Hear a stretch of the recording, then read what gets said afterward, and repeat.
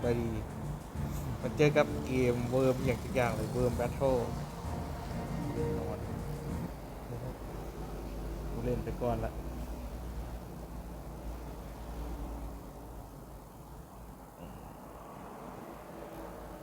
เรียนเล่นเกี่ยงโอ้แม่งเกมกอล์ฟมาเป็นที่ว่าแม่งเกมกอล์ฟหรือเกมทำอินวะกูไม่รู้ฮะเนี่ย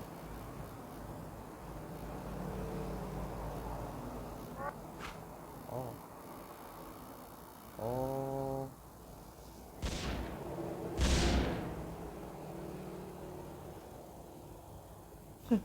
ไอ้เสร็จ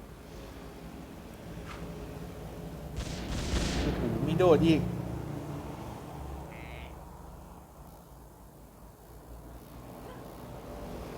โดดสูงชิปอีกอ่ะนี่นี่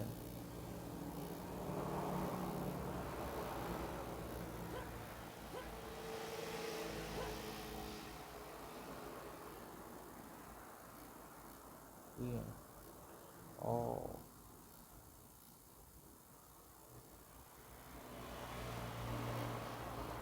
ฮะกูไม่เข้าใจเฮี้ยงนี่เอาเดี๋ยวได้บ่เคย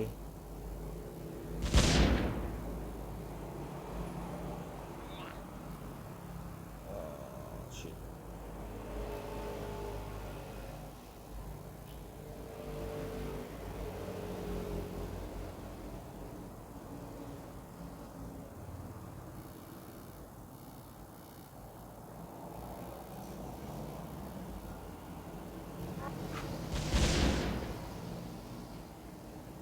ฮะ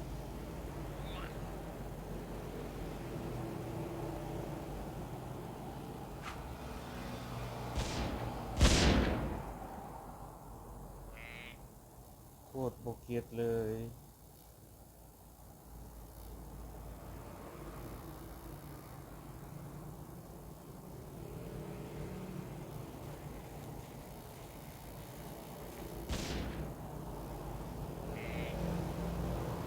มันเฮี้ยงนี่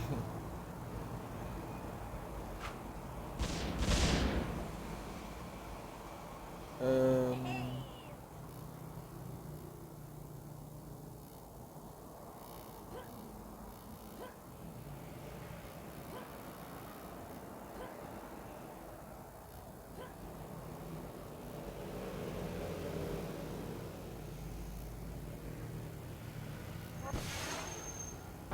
ฮะเดี๋ยว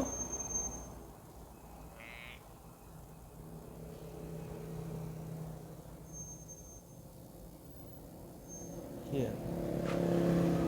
โอ้โหโอ้โหเฮี้ย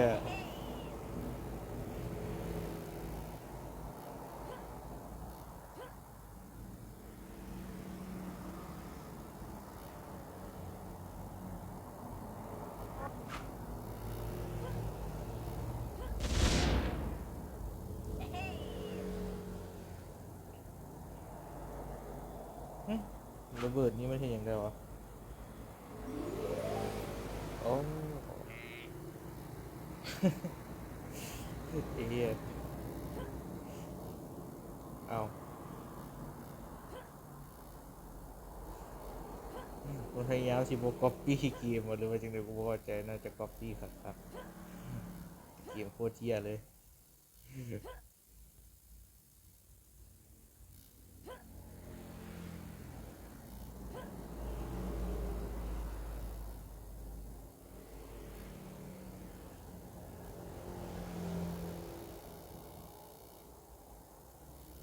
โอ้เฮ้ยเดี๋ยว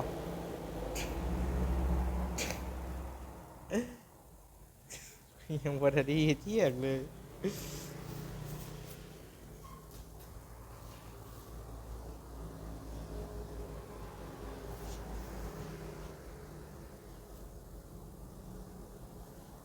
มอืมอืมอืมอืม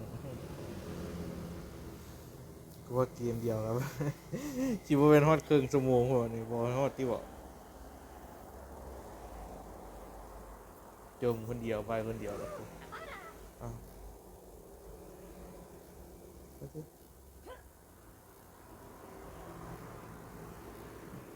เงี้ยปึ๊บ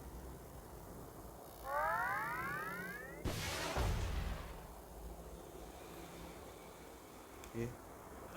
ซื้อตัวกูเองนะวะ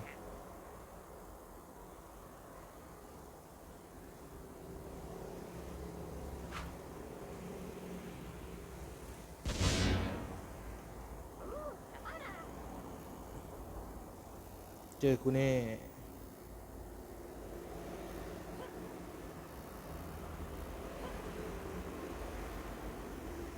ช็อตกันมาเลย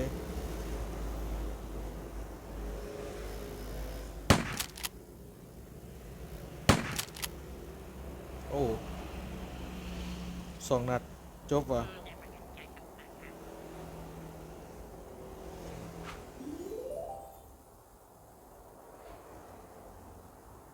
ฟัก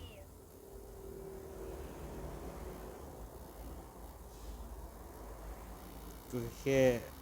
โกง